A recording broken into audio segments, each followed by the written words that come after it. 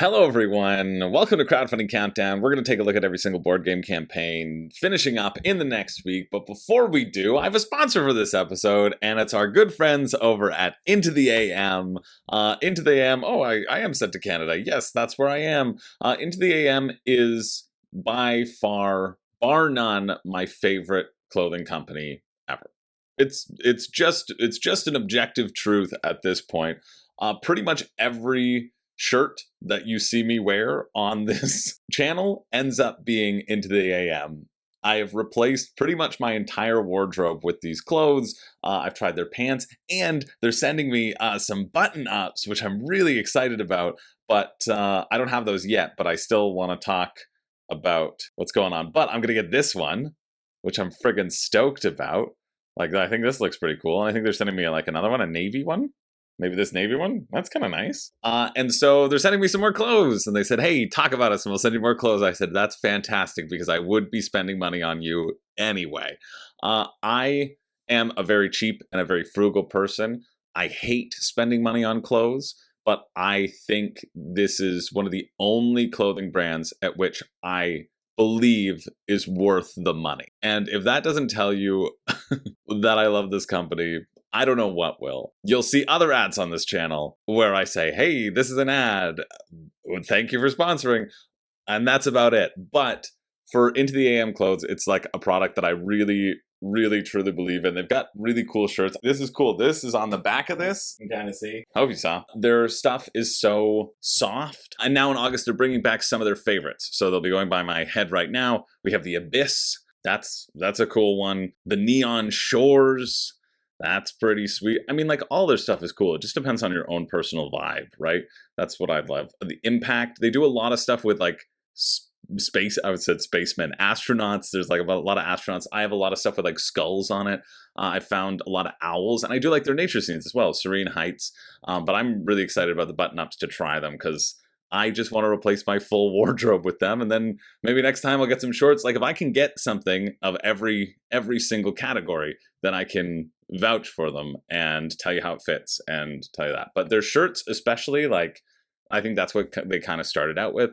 Their shirts are so good. Highly recommend, and thanks to Into the AM for sponsoring this episode. Honestly, pick for you. Having looked ahead at some of the games that we're looking at, the pick for you is going to be Goga Shill Summit Into the AM. It's so exciting to me that I can recommend something that is good. You know, I like recommending things. I like recommending things that I feel like you'll get good value of. And I know a bunch of people who have gotten stuff, and so they like it. So you can use my code. Click the link down below. You can use my code SlipperyJim for 10% off. It's just an equal cherry on the cake that they let me choose my own discount code. And so, of course, I had to pick Slippery Jim. Oh, and I just think it's so funny. It is so funny, and it is so great that they let me pick it. Oh, it just makes me want to support them even more. So go check them out. I can't say enough good things about them. I really can't, and I hope if you get it, you enjoy it. I like them. I'm wearing a medium right now, just for reference. A medium. I'm around. I'm 6 foot, and I fluctuate between 190, 200 pounds, depending. I don't know what I am right now. I haven't weighed myself in a while. But just for your fit, if you're looking, and I wear mediums and larges. If I want to like have a bit more looser look or whatever. So that's where I kind of oscillate between if you're looking for your own sizing. Okay. Let's get into the week for games, starting off over on GameFound with Ascending Fate. Ascending Fate is a diceless sci-fi skirmish tabletop game from Freebooter Miniatures. Sees the light of day in the interstellar world, all in 34mm scale and with simple yet challenging rules. And yes, it's a tabletop game without dice. You don't believe it? Find out now. I don't believe it. I want to find out. Tell me more. Maybe it's cards. Maybe it's just measurement movement. Of course, that told me nothing. Well, tell me something. Just tell me anything about the rules, please. After the overwhelming success of Freebooter's Fate, we are now venturing into the far reaches of space. Ascending Fate, different than Freebooter's Fate, new and further developed. All elements such as the unique card game, the poker game with the 6 hit zones, and the skirmish game principle. So yeah, so it's card driven. No dice! We're picking the other thing that people use. And on these cards, there's going to be numbers on them, but there's no dice. The starter box, the basic pledge, you'll get a starter set for 2 players for €71. Of course, all tabletop war games, for some reason, seem to have the highest price amongst everything. Oh, you'll have fake cards. Yeah, they got they got numbers on them. You shuffle your deck and you flip them up. Ooh, no dice. But these action markers definitely aren't dice. And these aren't dice either, because there are no dice. I mean, they do say diceless combat, right? It's just diceless combat, or do they say diceless miniature game? Is this pedantic? Yes. The diceless tabletop game? Yes, these aren't dice, they're markers in the shape of dice. Do you roll them? Maybe. No, you don't. You just use them to mark things. Okay, perfect. Honestly, it's better than having 6 markers that you have to constantly switch in and out. I think Dice's markers are great. Renee has a problem with Dice's markers because she's like, they're dice, you should roll them. Why am I playing Biblios? Pretty much. Choose your faction. The Murphs, the Complex, which are the easiest character, Arvingar, and Dan. Just Dan. We had, in the recap, we had 7 out of 10. David. And now this one, Dan. Is Dan worse than David? I think so. Sorry, Dan. Oh no, my brother-in-law's name is Dan and his his brother's David, I think. I know his brother's David. I think my brother-in-law's name is Dan. That's what I was saying. All right. Design a character. That's expensive, but somebody did it. Okay, the unique rules. Fast-paced, turn-based, classic sci-fi skirmish. Players control crews of 6 to 12 miniatures, move around the table without the constraints of a segmented board. Yep, take turns. That is something to be said about, like, skirmish games. You can just throw a bunch of rocks on the table and be like, hey, we're playing with rocks today. These impede your sightlines, or whatever sort of terrain you have. Maybe if I had more space and I could have a whole room that was filled with different terrain, that might make it accessible for me to play, but as it is, like, space is a premium when you're in a small apartment. Game mechanisms are card-based. There are no dice, not at all, other than the markers. I think an overview is all I will really want to look at, because I am not as well-versed in the skirmish game genre to see, like, rules minutiae and see or guess how it'll translate. Win the initiative when it matters. At the start of each round, play poker with the values of the initiative markers. Now, I am going to have to look at the rule book because I don't know what that means. That just relies on you saying, I know poker. Sounds fun, right? Which, I have that instinct as well. You and your opponent then alternate between activating your units and performing actions. Switch after each activation. Okay, they show the different actions you can take. If there's a little green triangle, it means you can also move. If there's not a green triangle, if the red triangle means you're staying where you are. Oh, and the movement is measurement movement. Yeah.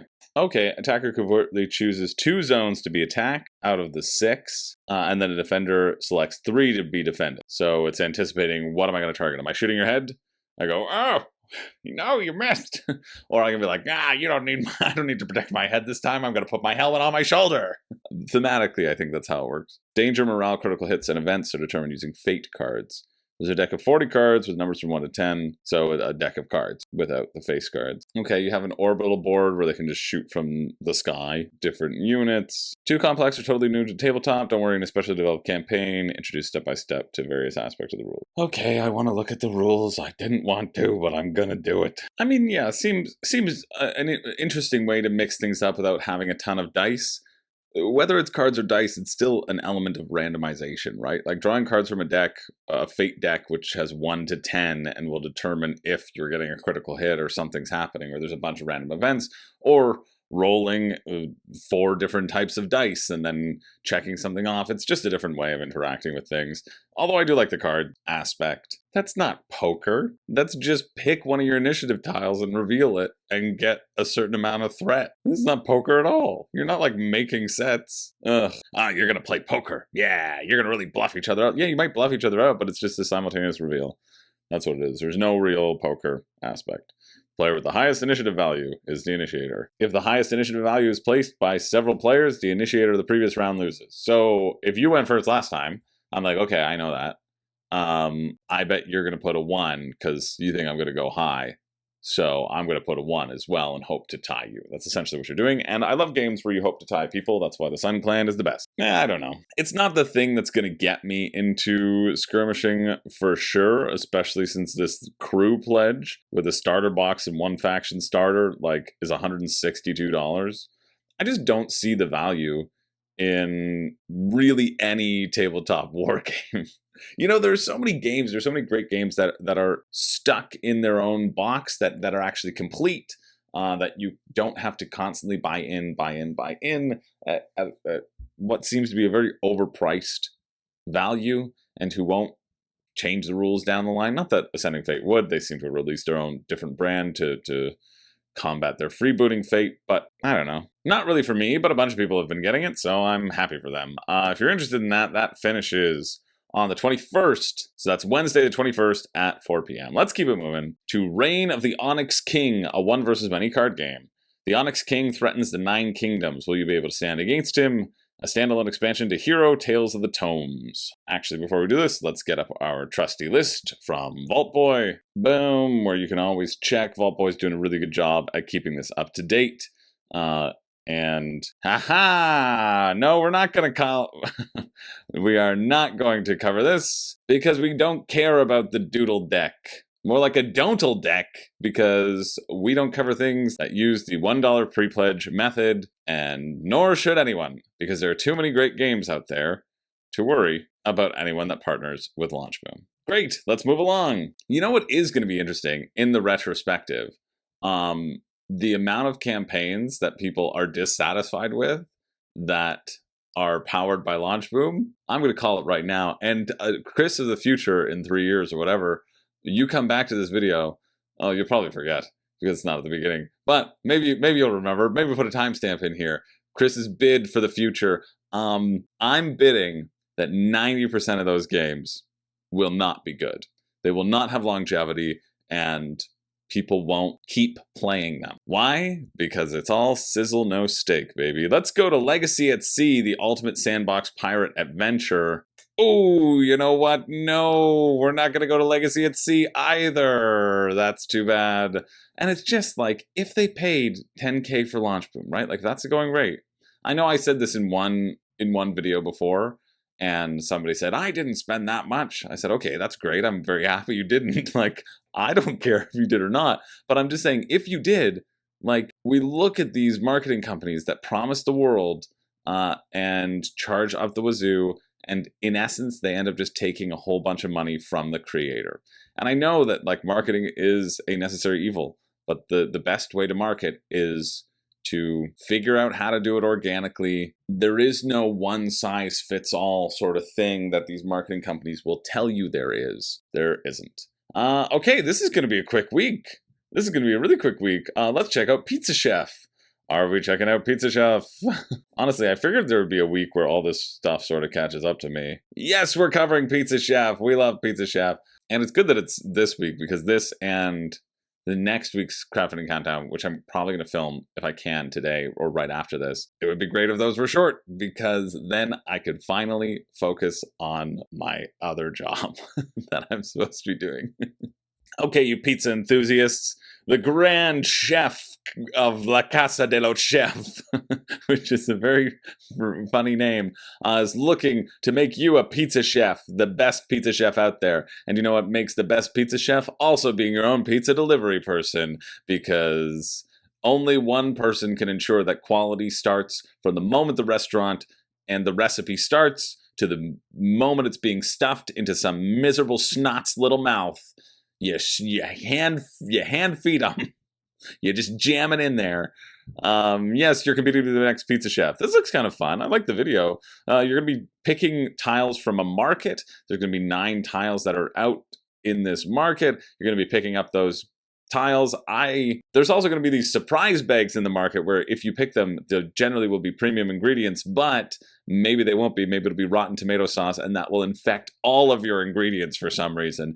And that idea petrifies me, and it petrifies me in a good way, right? The tension of the risk versus the reward feels like that might be pretty fun. Or it might come up in the first choice that somebody picks, and then they get the good stuff, and then you get screwed.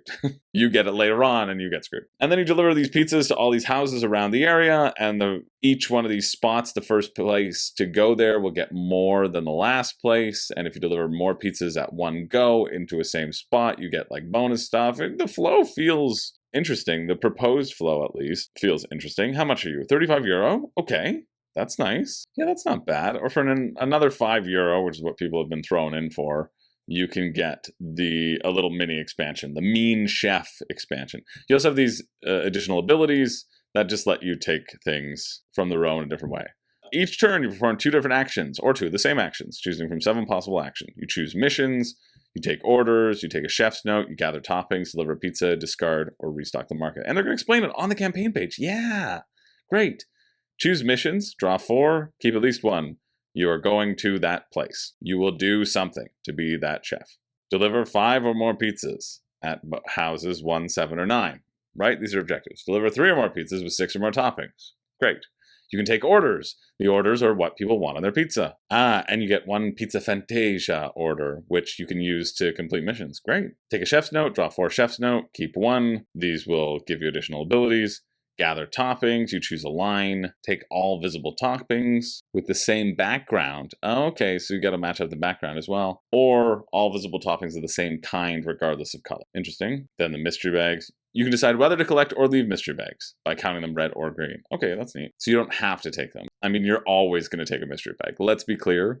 If you are going to be the ultimate pizza chef, you go for the surprise bag. Hey, has anybody here heard of Too Good To Go? If you want a surprise bag, it's a food waste app that is growing more popular. You should look it up. In Canada, you can get like a box of Tim Hortons donuts for like $5. Pretty good. It's got like, it'll just have a bunch of random stuff that they can't sell or is a bit stale, but still good enough to eat. I've done it at quite a few restaurants, and most restaurants are great. It's like for bakeries and stuff at the end of the day, or like the day-old stuff. You know me. I like to save $1 or $2. So check if it's got it in your town. I really like it. Okay, you can restock the market. I hate that as an action, but I guess you have to do it. Oh, you can discard, you can get rid of stuff if you've overextended yourself, but you'll lose efficiency for it. Deliver a pizza. Place 1 pizza token. Interesting. So you have to then, if you place subsequent pizza tokens, you can then get bonus points, which incentivizes people to block you. Yeah, I think that's what it is. Where's the rulebook? I gotta check that. But otherwise, feels good. Put a lot of effort making a rulebook clear for first players. Nice. Good job. I hope that effort is well-founded. I want to look at Deliver a Pizza. La Casa de la Pizza. Better than that trash served from La Mortadella Pizza. Just with pure mortadella. The crust, the toppings, the cheese, shredded mortadella. Ugh. Interesting. You can also deliver a pizza to the wrong address just to be like, yeah, I delivered it. If you need it for missions, right?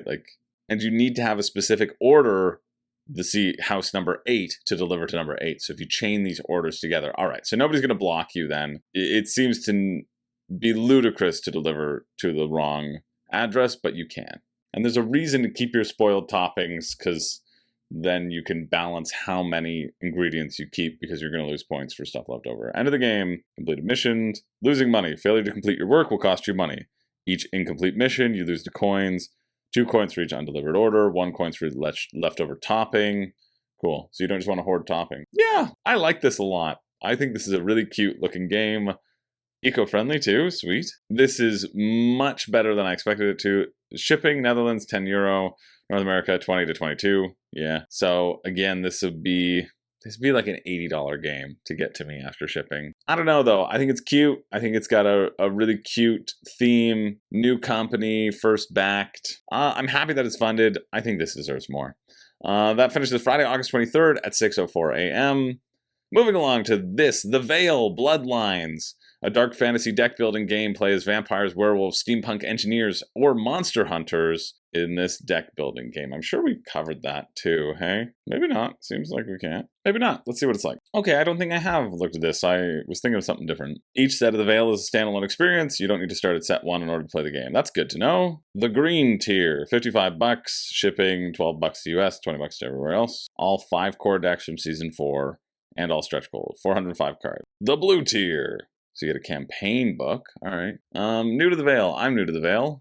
Convince me. Yeah, August 16th, 2023. I think I covered this. I just don't think I looked it up. Oh, finished October 15th. Okay, would be here. No, I guess not. Guess not. We're here now, though. You choose a hero, the Crusader. Then you get 2 decks of cards, an 8-card starting deck, and a 36-card Fate deck.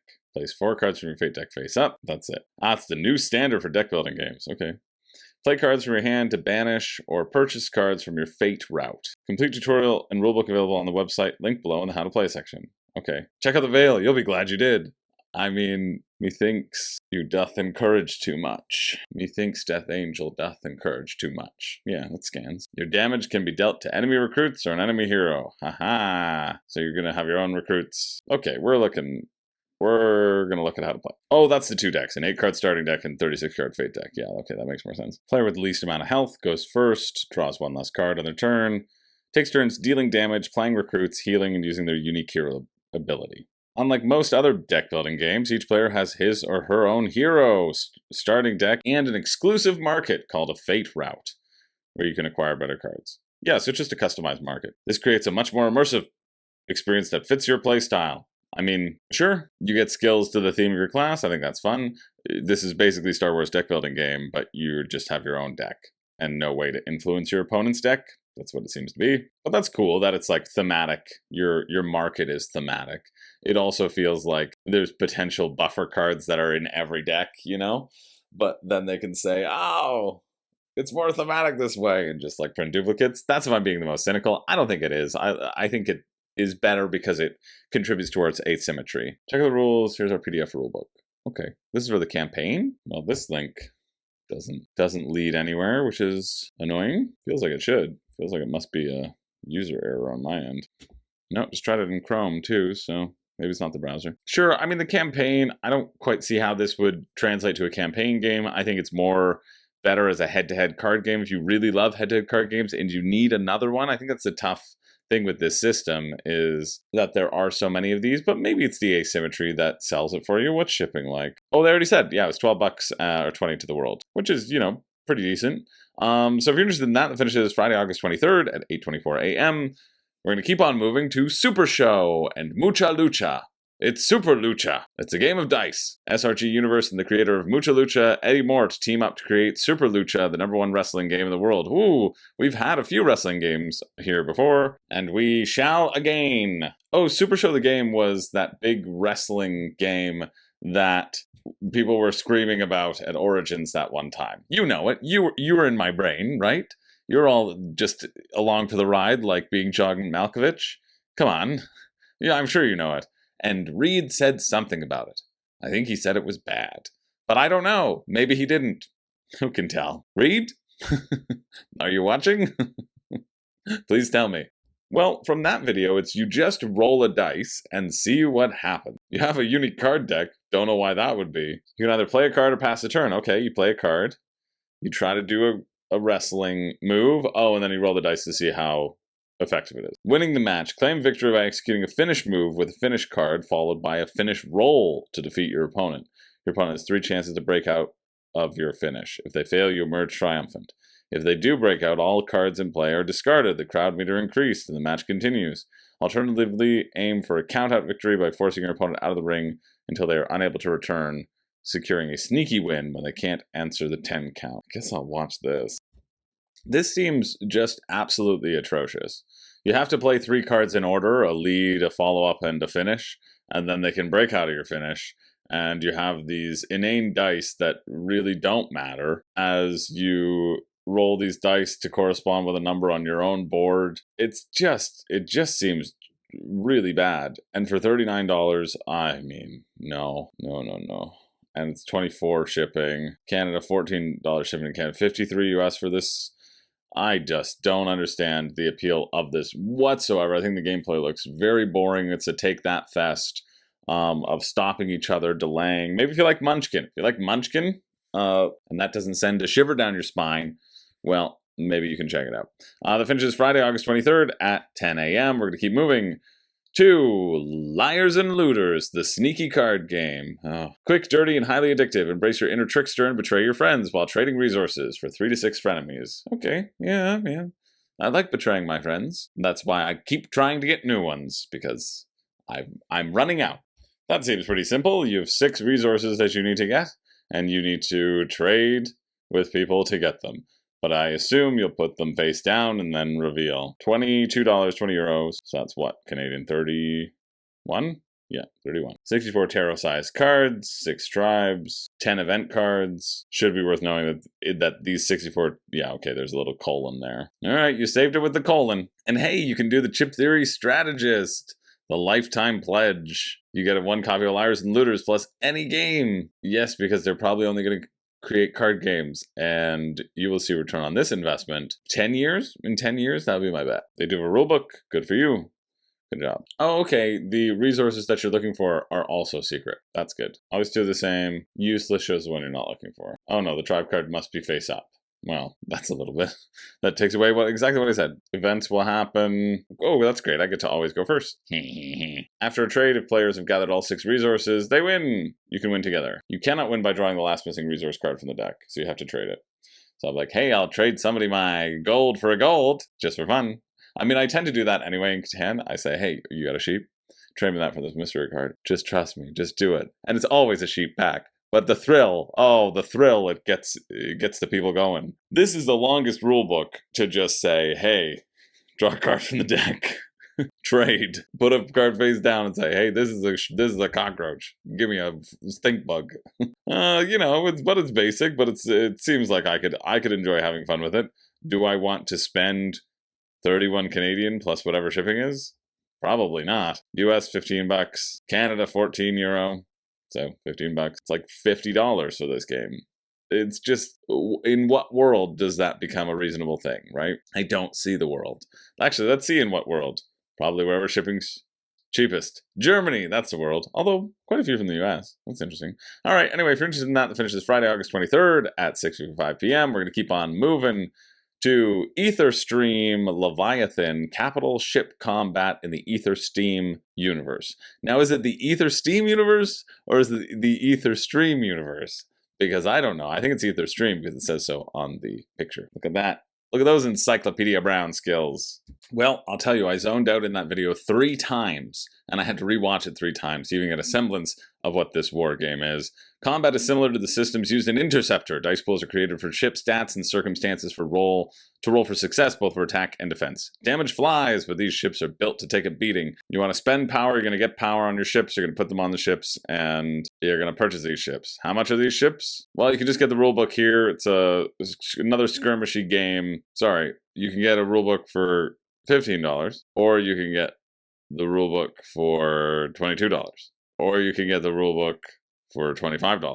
Or you can get an Academy set, which is $90. Everything you need to play Leviathan. You get 4 tiny little ships for that $90. Yeah, I think that's all I'm going to look into this one for, because again, I'm not really a skirmish thing. I think Ascendancy or Ascending Fate rather, looks a lot more interesting than Aetherstream. Probably because there's no dice. That must be the reason. But if you're interested in that, you can check it out. That's Friday, August 23rd at 10 p.m. If you really love skirmishy style games, this one looks very sort of well-researched and heavy in terms of theme, right? Heavy in regards to complexity. Yeah, that's all I have to say about that one. I think I cut myself off mid-sentence, but that's okay. I got distracted. Let's keep moving. That finishes Friday, August 23rd at 10 p.m.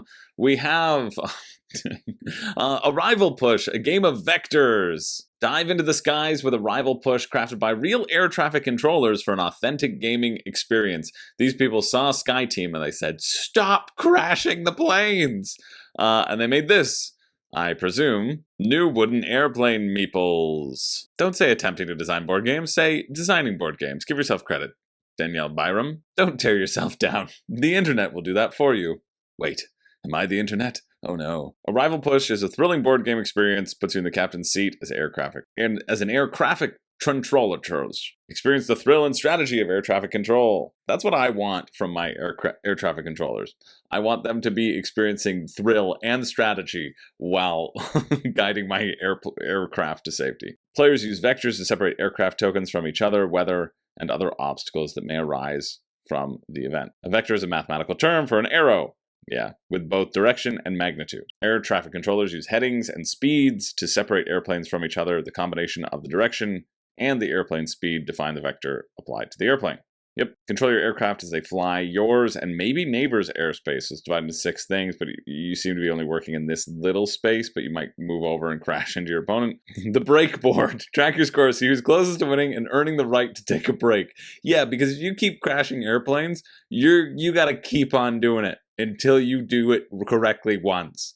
Sorry, you don't get to take a break yet. Seems like you might need to take a break the most. You play a launch card, which does something. You play a weather card, which does something. Oh, giving you plus minuses for those specific weathers. Okay, draw an event card, which does something. Movement phase. Everyone turns their aircraft. Use an engine token to adjust the speed. Okay, going back and forth from 3 to 1. Move the aircraft token forward. Boom. Vroom. Boom vroom. Adjust the airline token to any new terrain. So they're on a different terrain, so their speed changes. Flip the airline token to show its move for the round. So each airline token has a different thing. Scoring phrase. Score aircraft that arrived this round. So you just want to get everything as quickly as possible. So it's just like a programming thing, hey? Draft phase. Each player takes 1 draft action. You take a new aircraft card. Okay. Take 2 engine tokens. Take a launch token. What step is that? Oh, that's scoring. Feels like the job, but gamified, with an emphasis on risk and reward. The end goal of getting a break is very real. Dang, somebody needs to give these air traffic controllers a break. Doesn't look like there's a rule book, though. All right, shipping, $10 to the US, or 15, or 18, depending, and then 22 to Canada in general. I wish there was a rule book, though. There is a little how to play video. I might take a quick look, I guess. Oh, so the weather cards are just adding in additional weather, which you then have to navigate. All right, that seems kind of interesting. I don't know. I don't know about this one. How much are you? $50, 69 Canadian plus shipping. So it's like $100 game for, I don't know. It just doesn't pull me in from the description. I'm sure it'll be fine. Like, I don't think it'll be a bad game, but I don't think it personally is worth the money. But if you're interested in that, it finishes Saturday, August 24th at 9:53 a.m. Moving along to this, which is not going to fund whatsoever, but clearly they have a realistic funding goal. Well, but they only have 29 backers, and they've raised $60,000. So on average, someone is spending $2,000 on this. I mean, it seems funny, but the Eco Racer is 119 pounds, and that's not $2,000. Not $2,000. Lightn Race. Basically, you are trying to use UV generators, maybe? Teaches people of all ages skills in STEM. Use light to make your car race to victory. Victory can only be achieved through creative thinking, problem solving, and physics. Players use mirrors to direct light, which can be direct sunlight or the light emitted from projectors, to reflect on the solar panels that powers the cars, allowing you to race. Yeah, I think that's kind of cool. I just wanted to see what it was. You can just buy a little car if you wanted and not get the actual game. It seems quite neat, but also don't know who it's for. Doesn't really have a clear focus. A cool toy maybe for kids, but it is certainly not going to hit its goal. But I thought that would kind of look cool, so I figured I'd put it in there because I like doing that sort of stuff. That's Sunday, August 25th, but again, it's not going to fund. Let's move along to this one. The Adventure Board Game Table by Wooden Castle. Wooden Castle. Oh, I was hearing a lot about Wooden Castle, actually, recently. I think they do crokinole boards as well, which is certainly better than Mayday crokinole boards, which I have heard some additional things from people whose names I will not name, but it's really not a good look for Mayday. Really, really not. I heard somebody who overheard a conversation of the CEO of Mayday saying that they just sent a Tracy board to, like, bragging that they sent a Tracy board to a Chinese furniture store to see if they could reproduce it. So not only did they use Tracy board's image on their friggin' website, but they sent it. They just are directly being like, hey, please reproduce this, but cheaper, because we don't know how they do it. I mean, I guess like Amazon and products do that all the time. Like, I don't know if there's a patent that was being broken or something. I don't know if you can really patent a crokinole board or patent like a creating handcrafted process, but it's just like skeezy. Like, if you're bragging about it, like, get stuffed. Honestly, I may have to do a follow-up video to that. Let me know if you think I should do it as a follow-up video and not just like this one-off, essentially, because there's so many more things like Mayday games losing the license to a game and then just making a game the same game, calling it something different so that they could keep on selling it, but they lost the license that and weren't paying the designer anything. To like, the reason Sleeve Kings was created was just to make sure that you didn't have to pay as much money in the divorce. There's a wild amount of stuff out there with Mayday games, but we're not talking about that. We're talking about Wooden Castle. Wooden Castle, I think they also make crocodile boards. So this table looks quite nice. Carpentry knowledge supported by players' experience. Hundreds of custom-made tables. It's raised a bunch of money. They're probably taking pre-orders. What do you gain only from this campaign? Double-sided velour mats. The large table is €1,500, 23.90 Canadian, 2,400. Or you can get a children's / coffee table game table. Quite a few options. A small one will still be $2,000. I mean, I think BoardGameTables.com, sorry, All Play, they probably have cheaper tables and their stuff is good, but board game tables are fun. They're fun. They're luxury products to own. It's all about the wood that you want. It's all about the flexibility. I think, like, the interesting thing for me about board game tables is the efficiency of putting the topper on and off. How deep that is, how comfortable it is to sit with your hands on the table. I don't really care about the well, although with cats knocking things off, yes, it does become a little bit more effective, a rolling dice. But I don't know, I just have accepted that my life and my space currently, I'll never have a board game table. But maybe when I get a different place, I might have more space. Maybe I can go on. They're all pretty cool. Wooden Castle, I've heard some nice things about. So if you're in the market, well, just know that this is another option. And I think it's important to know your options as well. That's finishing up on the 27th. So definitely hurry and make that decision Tuesday, August 27th, because you need to make it right now. It's a very large decision that you should definitely decide to do in the next 8 days and just pull the trigger without any more research whatsoever. And then finally, we have this one finishing us off, Benben, the pyramid building game. We had David, we had and Dan, and now we have Benben, double Ben. You up to 6 players race to build their pyramid in this 3D building game. So I think a Ben is 3 because it's 6 players. So a Benben would be 6. So if you rate a video a Ben, that's a 3. David is a 7. I think Dan is a 6. So is Benben is also Dan and Dan? Maybe it's and Dan in disguise. Who knows what this rating system is going to be.